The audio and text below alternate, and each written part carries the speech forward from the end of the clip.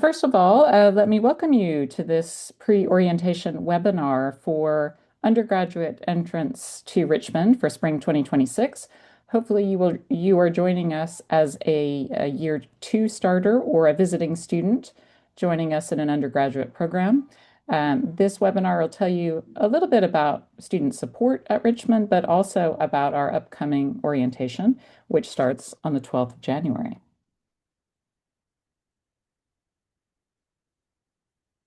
So first of all, let me introduce you to the team. These are the people you will meet here today on this webinar and people you will meet in person when you join us at orientation. My name is Allison and I'm Vice President for Student Affairs. I lead this amazing team of supportive people who are all here doing different things to help make your university experience the best it can possibly be. And I am joined today by Elizabeth Lucia. She is our Head of Student Support and Access. Elizabeth, you want to say a quick hi? I would love to. Hi, everyone. My name's Elizabeth. As Allison said, I'm the head of student support and access, and I work with a great team who helps to support you with your health and well-being, with residential life, and activities here in London, and accessibility. Great. Thank you, Elizabeth. I'm also joined by Ian Lunny, who is our Student Accommodation and Community Support Officer. If you have booked housing through Stay Club North Acton or you're still booking housing, you've probably spoken to Ian already. Ian is also tasked with putting together some of the great activities and events that happen every week at Richmond and will happen during your new student orientation. And I think Ian has joined us. Are you there, Ian? Yes, hello. Sorry about that. I've had continuous internet issues today, but I am here now. I am with you. Right.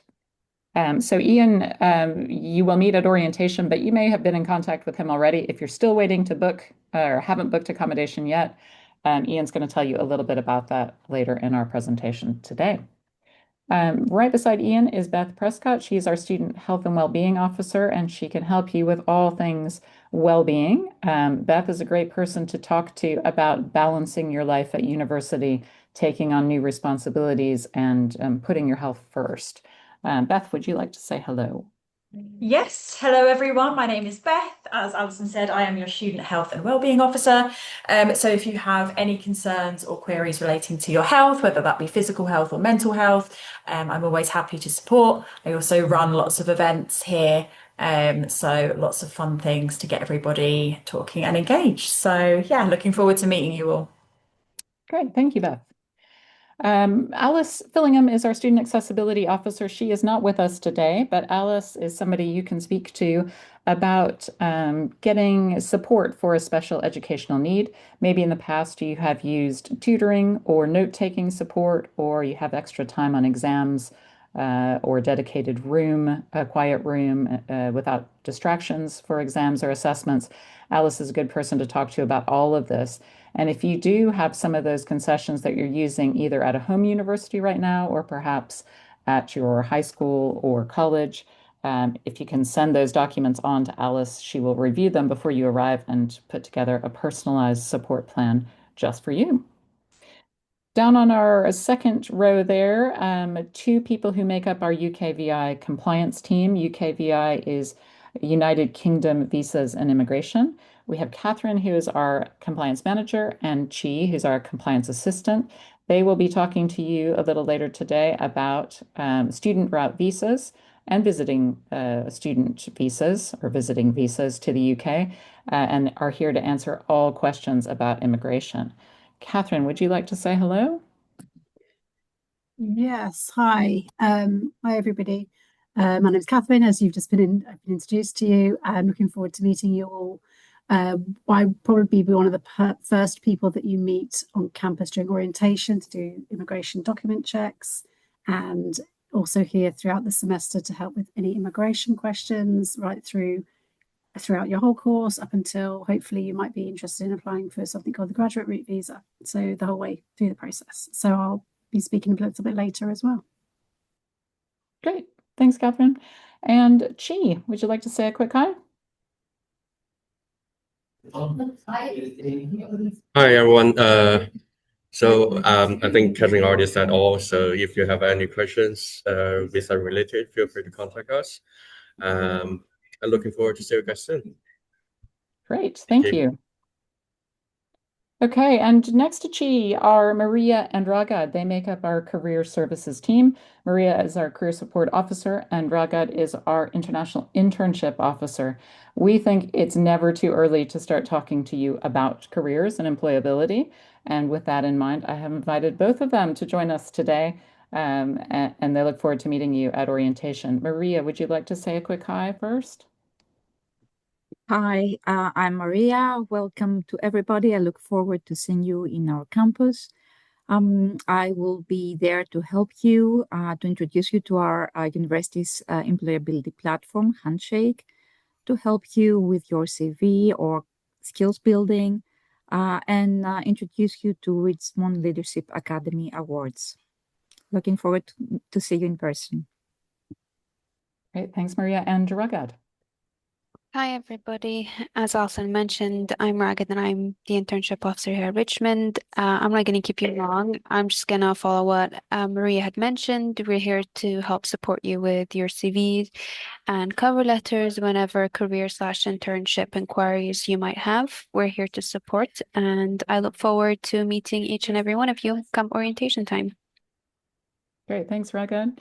And last but never least is Jason. He is our head of student financial assistance and scholarships. If you are somebody supporting your university education on U.S. federal loans or maybe through Student Finance England, or you're a lucky recipient of one of our generous admission scholarships, Jason is your guy.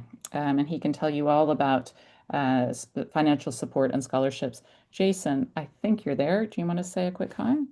Yes, hello. Welcome to Richmond. As Alison mentioned, my name is Jason Elliott, and I oversee all areas relating to student funding. So if you do have any questions relating to loans or scholarship, please feel free to reach out. Thank you, and look forward to meeting you. Great. Thanks, Jason. There's one person whose picture I don't have on here, and I'm not sure if he's joined us today.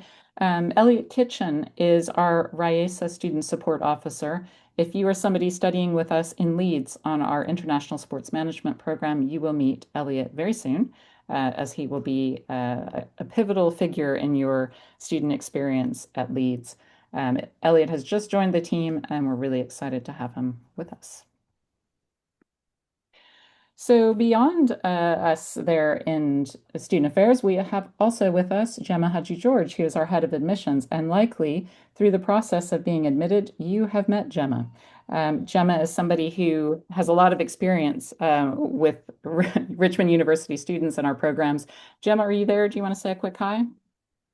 Hi, Alison. Gemma's not very well, so I'm here in her place. David. David, thank you. So any questions you may have for Gemma, David will happily take on. Thanks, David. No worries. Okay, I seem to have missed a slide for our international team, and I'm going to cut out here for a second and see if I have the right presentation. Maggie, would you like to start and introduce yourself? Sure, Alison. We're actually all here. So I'm Maggie. I'm the academic advisor for University of Pittsburgh students as well as exchange students and some other US program students. And we can't wait to welcome you to London. Thank you, Maggie. Who else do you have there? And then we have Tara.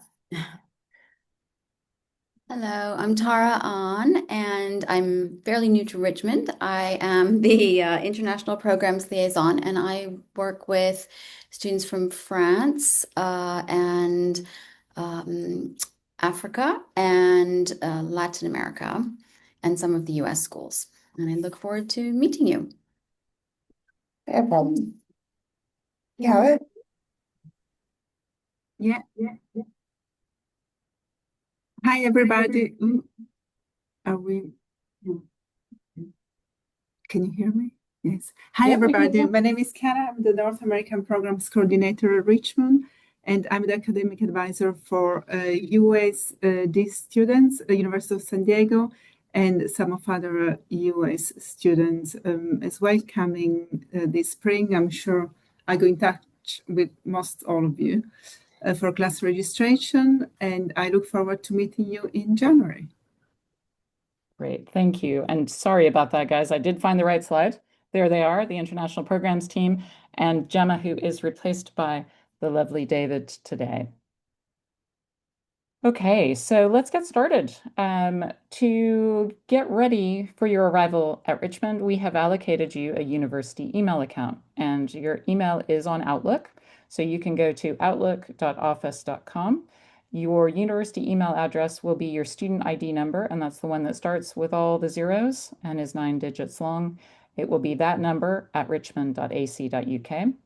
The first time you log in, your password will be Richmond with a capital R, and it'll be your birth date in the 6-digit format that you see there, which is day, day, month, month, year, year. If you have a birth date of 2005 or 2006, for example, it will be 05 or 06 at the end. You will be asked to change that password the first time you log in. Make sure it's a password that you will remember, because it is the one that will follow you at least for 6 months at Richmond. And that password will also give you access to all the other Microsoft products on Office 365. So if you haven't done that already, give it a go today. You should be able to get on. Once you have signed on to Outlook, you will have, within 48 hours, you will have access to our Richmond student portal, and this is called Rio. The student portal will allow you to apply for housing, so I know some of you are on there already. It'll also give you access to update your personal details, like your home address, your personal email, your mobile phone number. You will, if you're a visiting student, be able to view your registration details, which will happen before you arrive in London. If you are a degree student, you'll have to wait until orientation to do that. But all of our registration processes, financial information, and everything is on this student portal. Okay, as of the 15th of December, we will also be releasing a course on Blackboard, and Blackboard is our virtual learning environment. It is the place that you will go to once you are enrolled on classes at Richmond, and you'll have a Blackboard page for each of your classes. On Blackboard, you can access course materials, you can submit assessments. So if you have an essay to write, for example, you'll submit it over Blackboard. And you can also find your course syllabus once you're registered for classes. The syllabus will tell you the dates and times of the classes. It'll also tell you all of the assessment dates and the final exam period. So we put together a Blackboard course, or we'll soon be sending it to you, so that you can get used to Blackboard as a platform and get ready to start your courses on the 19th of January. To log on to Blackboard, you go to blackboard.richmond.ac.uk. Your username is, again, that student ID number that starts with 000, and then the password is the password you changed when you first logged into Outlook. And it looks a bit like this. This was our fall 2025 course. We will update this for spring 2026. There are videos, there are documents, there are PowerPoints, there are assessments, there are lots of bells and whistles on Blackboard that we are hoping to get you used to by using this course. So please do engage with it. It'll give you a little opportunity to see some of the things that you will find at Richmond before you actually arrive. Okay, so our orientation will be from the 12th to the 18th of January. The 12th of January, which is a Monday, is the day that we ask all of our students who have booked housing at Stay Club North Acton to move in, and we will have our Residence Life team on site ready to help you become acquainted with your new home. Then we will start orientation from the 13th of January, and our orientation will happen in cohorts. So we will have visiting cohorts as well as degree courses, and we'll be sending you more information about that very shortly. We do expect you to come to orientation in person. It is mandatory, and there are a number of events and activities that we've put together just for you. So we will be posting a schedule. I think I've just posted this today at students.richmond.ac.uk. I'll put the link in the chat so you can have a look there. If you do have any questions for us, you can always contact us at studentaffairs@richmond.ac.uk.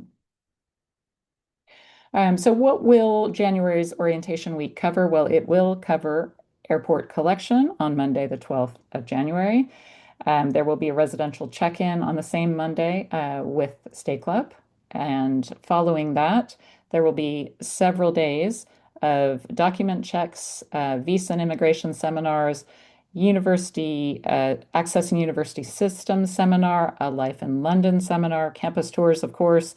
You'll have the opportunity to collect your student ID card and chances to meet with our finance and IT teams.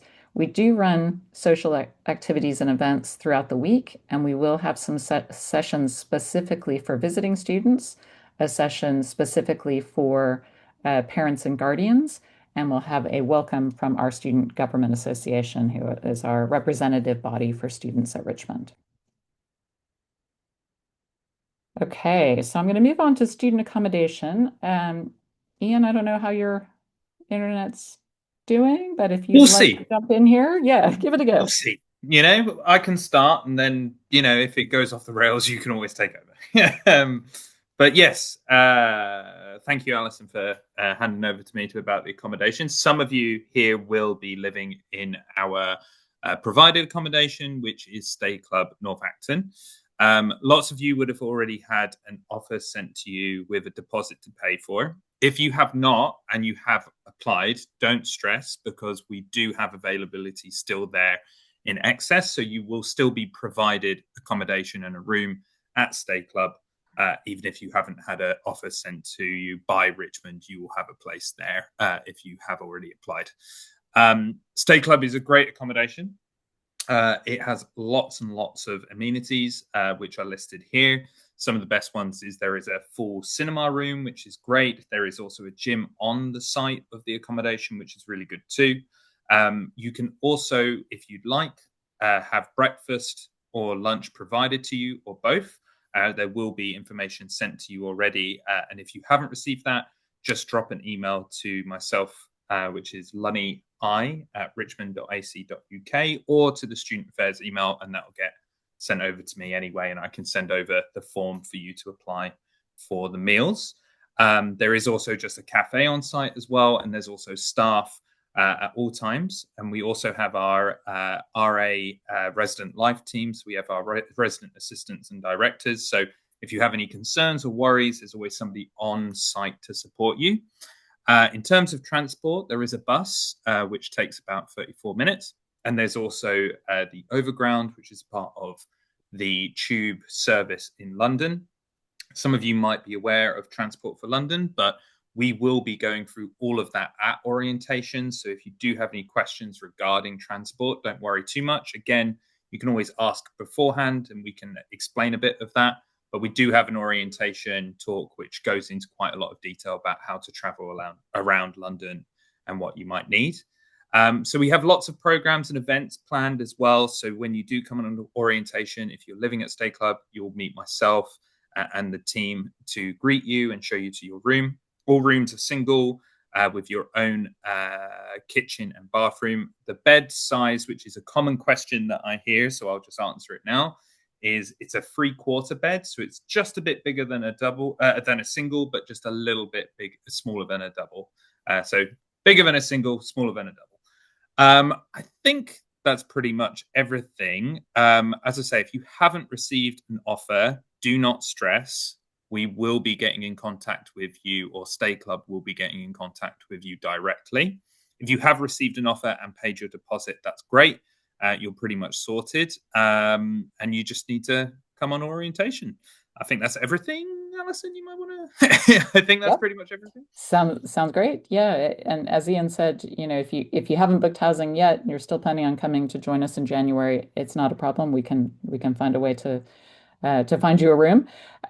We are working with Stay Club right now to release some further rooms to accommodate students. So if you're caught up in having completed an application but haven't heard back from us, don't worry. We are on it and we'll be in contact very shortly. Okay, so there are opportunities to rent outside of State Club North Acton, and one of those might be looking at the private sector. A number of our students do actually rent rooms through a company called Spare Room, or look at the possibility of taking on a shared tenancy through Rightmove. London can be a very expensive city, and I'm sure you know that already, having looked around a bit. Something to think about if you choose not to live with us in student accommodation is the commuting time and cost that you might have from traveling outside of London into London. You might also start to consider who your landlord is and how you will verify that they are a genuine person and not taking your money. Think about how your deposit is protected and what it's used for. Definitely think about the added costs of transport. Most of our students don't have cars, but some of them do, and car parking is something you might think about. And the local amenities that you have around there. Will there be a place for you to shop for food? How late are stores open and the rest of it? Most of the accommodation that you'll find in shared accommodation is furnished, but some of it isn't, and they may ask you to bring your own furniture with you. So lots of stuff to think about in renting privately. Again, Ian is a really great person to talk to about some of the ups and downs of the private letting scenarios in London and some things to look out for sure.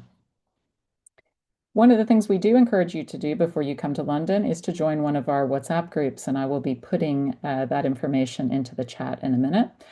We have groups running already that started for fall 2025. So when you join, you'll be meeting students who are currently on campus alongside others who are joining you as new students in January.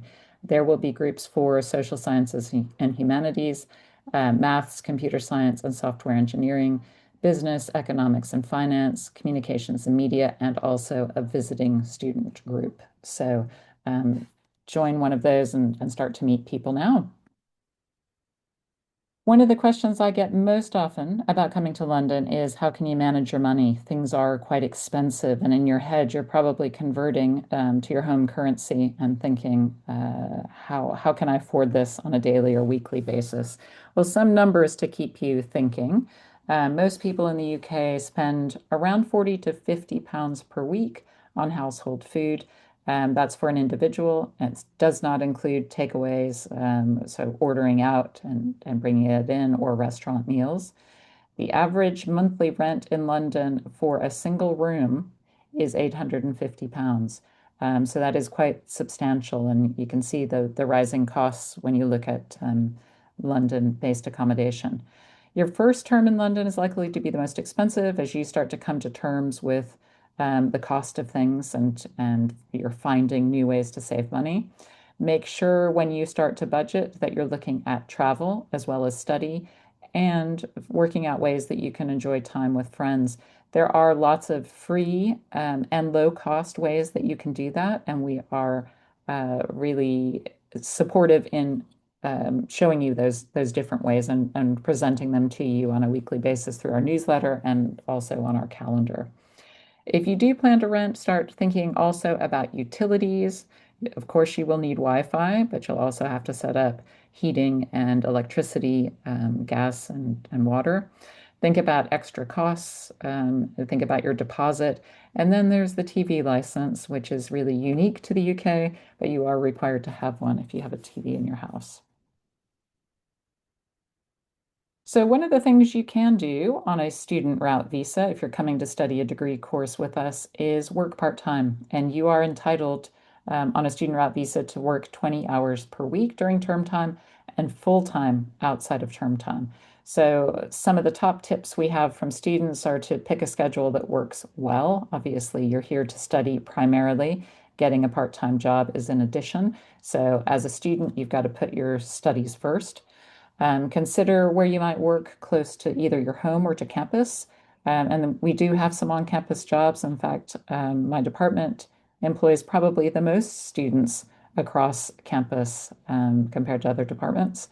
Definitely ask us for careers advice, and Maria and Ragad are ready to support you. They routinely offer support and advice for CV or resume writing, and for searching for part-time jobs that will help you with employable skills. We have an app called Handshake, which is just for career support and employability, and there are available roles posted on there. There's also ways that you can network with industry experts and employers and get your CV out there as well. Definitely check your emails. So when you start logging on to Outlook, have a look at the things happening on campus, have a look at our newsletters, and have a look at the positions that are on offer.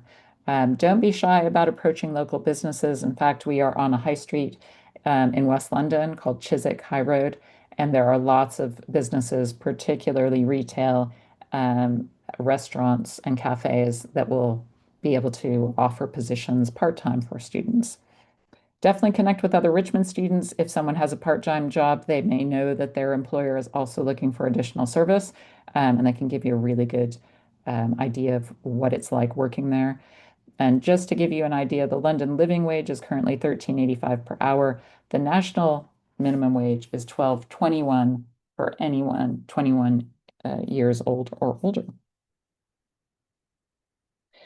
I mentioned we do have financial support at Richmond, and again, Jason is a great person to talk to about this. If you are a UK-based student, you can apply for loans through Student Finance England. If you are a US citizen, you can apply for Department of Education loans, both subsidized and unsubsidized. Our admissions office offers some really generous scholarships and bursaries for international students as well as UK-based students. And we also have some top tips that we will put on our Blackboard course that were put together by our team of peer mentors and peer tutors about creative ways to save money while living in the capital. So another question I get very often is about transport. London has a really great transport system when it works. When it doesn't work, we all curse it and and have to find alternatives. But transport can be a bit tricky. It can look pretty crazy when you first arrive in London trying to navigate where to go, but you will soon become accustomed to that, and we will help support you through that during orientation. So on your arrival to Heathrow or one of the other major airports in London, start thinking about how you will manage data on your mobile phone. Some students immediately get a UK SIM card or an eSIM card and manage it that way. Others will simply use Wi-Fi, which is available most places, in order to navigate their way about. But you can get a data roaming package they are generally inexpensive to help you in that first few days of trying to navigate your way around London. We suggest that you download Google Maps offline so that you have some ability to see where you're going and what you're doing. Definitely make some copies of your important documents. We will want to see the originals, but hopefully that this does not happen, if they get lost, at least you have some documents showing what they looked like. Most places in London don't accept cash. In fact, most places will require you to pay with a card, often a contactless card if you have that. But if you do not have the ability to do that without being charged some serious bank transfer money, you can also pay in cash. Cash, of course, when stolen, can't be replaced. So think about how you will manage all of that. We can help support you in opening a UK banking account, and we will be doing that during orientation. We also have our helpful neighbors at HSBC Chiswick coming by to support you. Probably the top tip that we give all students, and this is really from other students giving advice, is not to bring too many bags. Most of the places that you will live in the UK will be much, much smaller than what you are used to in your home country, and you'll have to manage all of that stuff in a smaller place. So small is beautiful. Okay, if you are reaching us from Heathrow Airport, remember that on Monday, the 12th of January, if you plan to live with us at Stay Club North Acton, we will be hosting airport pickup. And I will put in the chat in a few minutes the online form that you can complete in order to tell us about your arrival. If you're not coming to Heathrow, there are all sorts of tubes and trains, taxis and buses available from all major airports. So that would be Gatwick, City, Stansted, and a number of others. So don't worry if you're unable to use our airport pickup service. There are other ways you can get there, get to campus or to your accommodation.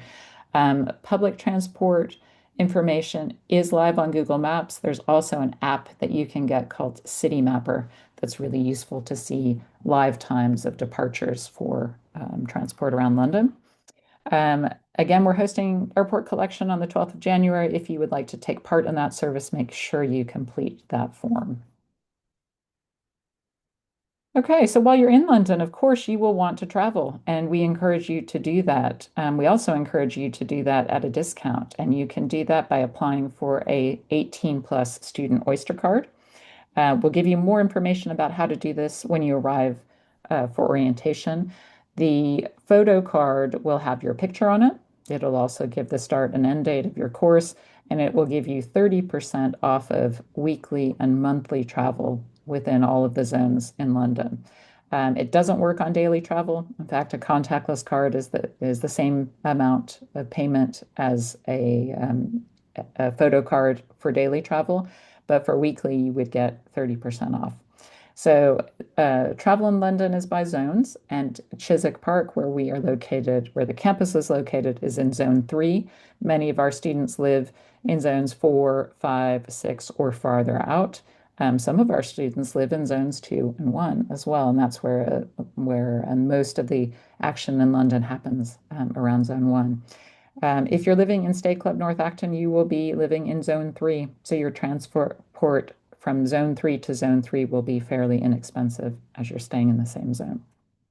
Again, there's a TfL Journey Planner, so if you're not sure how to get from point A to point B, Journey Planner will give you some ideas of how to do that, and usually options for buses, trains, and tubes.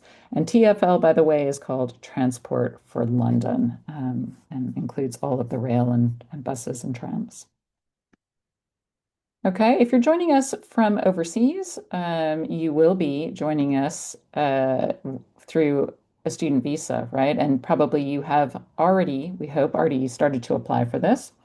As a non-UK student, you can register with our National Health Service.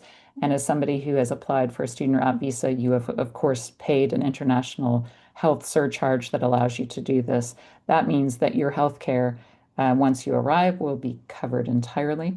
If you have an accident or emergency, you'll be seen, but you'll also be seen by a general practitioner doctor or at any minor emergency center. You will need to activate your e-visa because visas have gone from paper documents to electronic documents, and all of this will be explained to you in more detail from my colleagues in UKVI. So we've put together a couple of forms for you to complete.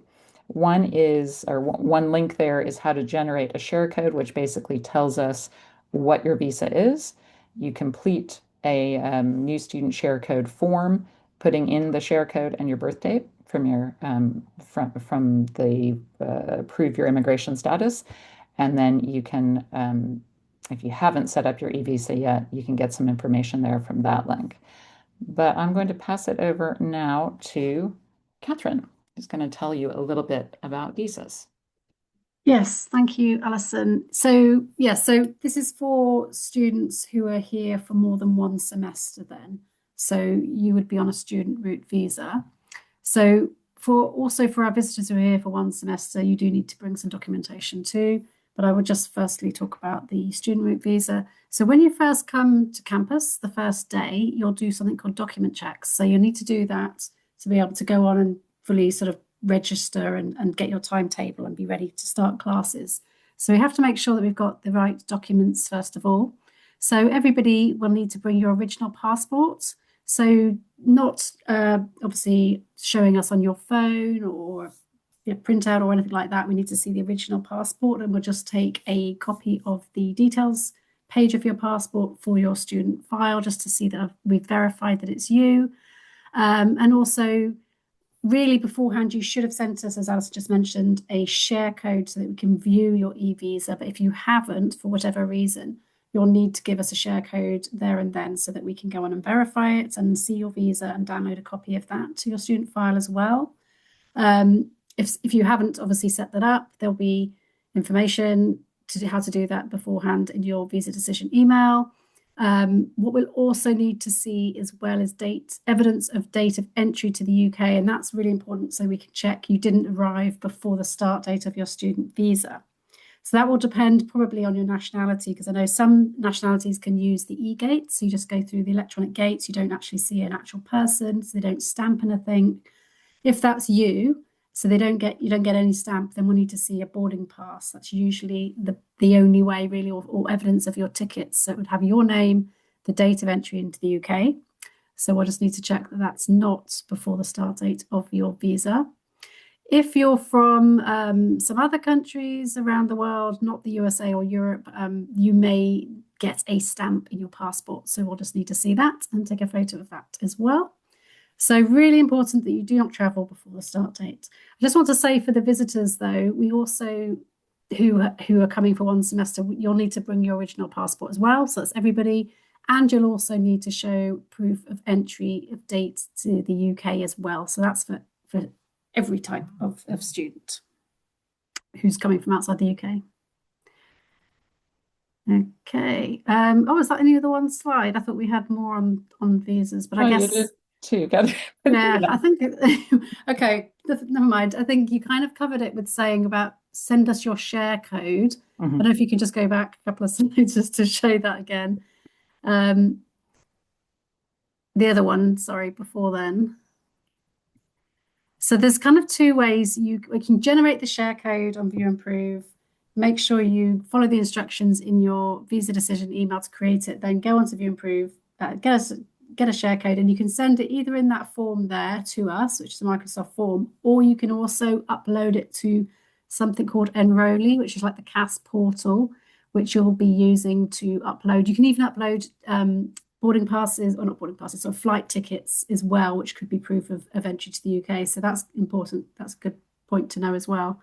I think, yeah, that's kind of mainly it. But again, if you have any questions about visas, immigration that we can hopefully answer at the end, then I'm here. And so is David and Chi as well. So we can answer that. Great, thanks, Catherine. Thank you. Did you want to mention ETAs for visiting students? Yes, because I think we did have a slide on that, didn't we? Yes. So visitors, as I've mentioned, you don't. You still need to bring your passport proof of entry to the UK, but you don't apply for a student route visa. Obviously, you're coming here for one semester, but you will need to apply for something called an ETA, an ETA, which is an electronic travel authorization, and you apply through the ETA app. It costs, I believe, roughly at the moment £16, but don't quote me on that because it can change slightly, but it's not too much. You go onto the app, you upload your passport, and it takes a scan of your face and things like that. And it gives you, we would say give it a few days before you're traveling at least, because we don't know how, it's not always instant. Shouldn't take too long, but that basically gives you authorization to enter the UK. So that's really important for our one semester students that you apply for this ETA. Yeah, as I said, if you have any questions about that, please ask us at the end, or I'm sure the admissions team would have advised you, but you can also send an email to Student Affairs. Just let us know if you have questions. Thank you. Great. Thanks, Catherine. Okay, I mentioned that you may be interested in opening a bank account in the UK. If you're a visiting student staying with us only for one term, we do not recommend this, but you may be interested potentially in opening an international account, which would be a banking account, a bank that operates in multiple different countries. If you are a degree student and will be with us for some time, we would expect you to open a bank account. You will need to show proof of your student status, which you can do with that Prove Your Status app Catherine was talking about. You'll have to show proof of your address, both term time and your permanent address, and your immigration documents. We will, as I mentioned, have HSBC coming to campus during orientation, but they're just one of many high street banks. Some of our students go entirely online and choose to bank with Monzo, Starling, Revolut, or one of the other various online banking systems, and that application process is much easier and much quicker. Okay, well, one thing to note about accessibility and inclusion, if you are somebody who struggles with mental health and well-being, maybe you have a chronic illness or a disability, maybe you're neurodivergent, or you have specific educational needs that have always where you've always had accommodations to support your education, we are here to help you. In fact, Richmond's motto is unity and diversity, and we want to help all students make the most of their university experience and reach their highest potential. So if you are concerned about coming abroad, studying in London, being away from home, you are certainly not alone. And we would love to hear from you in advance of your arrival to talk a little bit about what we can do to make that transition easier. So please do contact us. So the big event orientation, as I mentioned, will be starting on the 12th of January. That's our residential move-in day at Stay Club North Acton. Following that, Tuesday through Friday, we will have on-campus orientation, and you'll be expected to be around from about 9:30 in the morning until about 4 p.m. in the afternoon.